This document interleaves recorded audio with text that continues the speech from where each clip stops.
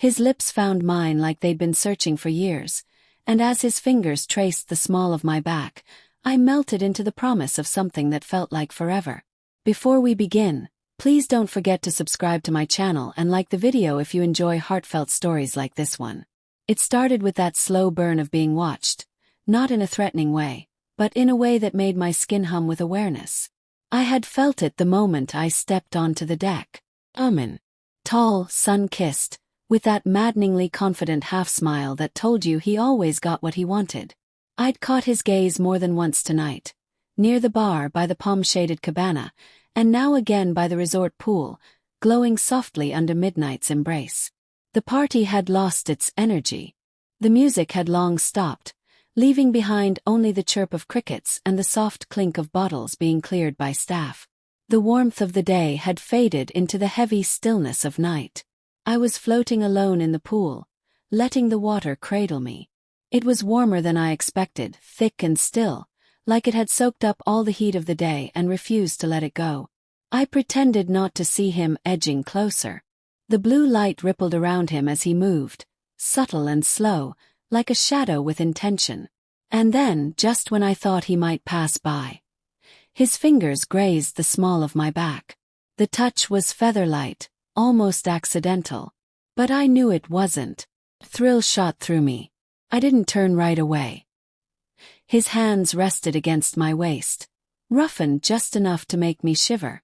That deliberate slowness, the confidence in his stillness, it wasn't something you could fake. I twisted in the water until we were face to face, chest to chest, with nothing between us but the pool's silent current and the tension we'd been circling all night. His thumb skimmed beneath the edge of my bikini top, barely touching, more question than action. My breath caught in my throat. The cool night air hit my damp shoulders, but where he touched I burned. A sound broke the quiet. A door slammed somewhere up the hill, followed by distant laughter. We both froze. His hand didn't leave my skin. It only moved lower, bolder now, tracing a line down my back. His breath met my neck, slow and steady, like he knew exactly what it did to me. The water rippled around us, warping our shapes into secretive silhouettes. My hands found his shoulders, muscles tense beneath slick skin. He pulled me closer, guiding, aligning. The movement felt rehearsed, like we were simply falling into something already written. His fingers trailed along the edge of my top again, testing boundaries with gentle insistence. I tilted my head back, exposing my throat to the night, to him. He followed, lips grazing the sensitive hollow just beneath my collarbone, leaving behind invisible sparks. I felt the air shift as his knee pressed between mine, nudging me toward the shaded corner of the pool. We drifted in that hidden space, where light barely touched the surface. His hand cupped my waist more firmly now. I should have pulled away. I didn't. I didn't want to. His fingertips slipped lower, beneath the line of my bikini, and the world narrowed to the space between his touch and my pounding heart. Time slowed. Every nerve in my body tuned itself to him, to the movement of his hands, to the quiet hum of night pressing around us. My breath hitched, and before I could stop it, a soft gasp escaped. His hand moved quickly, gently covering my mouth, not to silence me in fear, but with a quiet command, a promise that we wouldn't be caught. His eyes locked onto mine, dark, intense, unreadable. The thrill of it buzzed through me, low and liquid. Every stroke of his hand was intentional. Every shift of his hips against mine was a silent invitation, an unanswered question. I felt like I was unraveling thread by thread under his gaze. A flashlight flickered on the far side of the pool, cutting briefly through the darkness. I dug my nails into his shoulder, half in fear, half in desire. But he didn't stop. His thumb traced slow circles, grounding me in the now in him. The voices above grew louder, maybe a few feet away. But I could only focus on his body shielding mine, on the strength in his arms, on how utterly consumed I felt. Then the footsteps faded. Silence returned. His hand dropped from my mouth, and I laughed, breathless and trembling, the sound shaky with adrenaline. But his hands stayed. They didn't move away. If anything, they settled more firmly on me. He lifted me onto the edge of the pool in one fluid motion, his strength effortless. The tile beneath me was cold and rough, a sharp contrast to his heated skin. Water dripped from his hands as they moved up my thighs, mapping the curve of my hips like he was memorizing every inch. I leaned into his touch. His mouth found the soft space beneath my ear, lips parting just enough to make my skin tingle. I let my fingers curl into his hair, guiding him closer until there was no space between us. We were no longer hidden by the water. Every touch now was bolder, every sensation sharper. His thumb grazed the inside of my knee, moving upward with aching patience.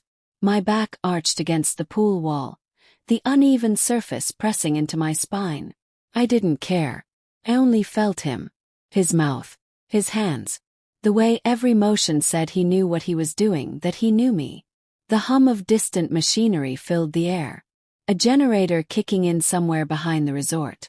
The world outside kept moving, but we were caught in this timeless space between risk and desire. Another door slammed. We both paused. He leaned forward, shielding me again from view. His lips curled against my shoulder, and this time it wasn't fear in his smile. It was something darker, something thrilling. He knew we might get caught, and he didn't care. And neither did I. When the noise faded, he didn't rush. He touched me like we had all night. Low, careful, knowing. I gripped his shoulders tighter, my breath shallow, my body shaking with every inch he claimed. The sky above began to change, stars dimming slowly as the first tendrils of dawn touched the edges of the horizon. He kissed me again, deep and consuming, like a secret he was desperate to keep. When we finally pulled apart, I could still feel him everywhere. His touch lingered on my skin like an echo.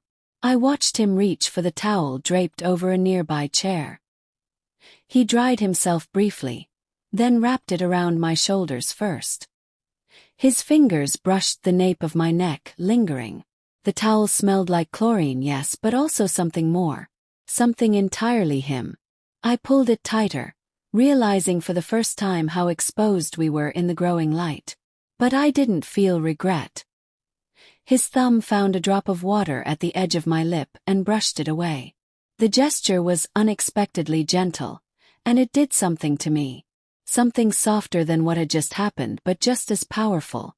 I thought he might kiss me again, and I waited for it. Instead, he pressed his forehead to mine. Our breaths mingled, warm and close. In the quiet that followed, a coffee machine hissed from somewhere past the pool gate. Life was waking up. Reality was waiting. Still, we stayed like that for a moment longer, tangled in the space where night and morning blurred. His hand found mine under the towel, our fingers lacing together, wet and wrinkled from the pool. As we walked back toward the hotel, silence stretched between us, but not the empty kind. It was full of everything we hadn't said, everything we'd felt. His shoulder brushed mine with each step, steady and sure. Quiet rhythm, a reminder. The sky shifted from indigo to gold. The sun was rising. But what we shared, the secrecy, the risk, the heat, would stay pressed into my memory like a fingerprint. Not erased by morning, but softened, made sweeter by the light. Some moments don't need words. Some touches speak louder than anything else ever could. And some risks, I was beginning to realize, were not only worth taking, they were worth remembering forever.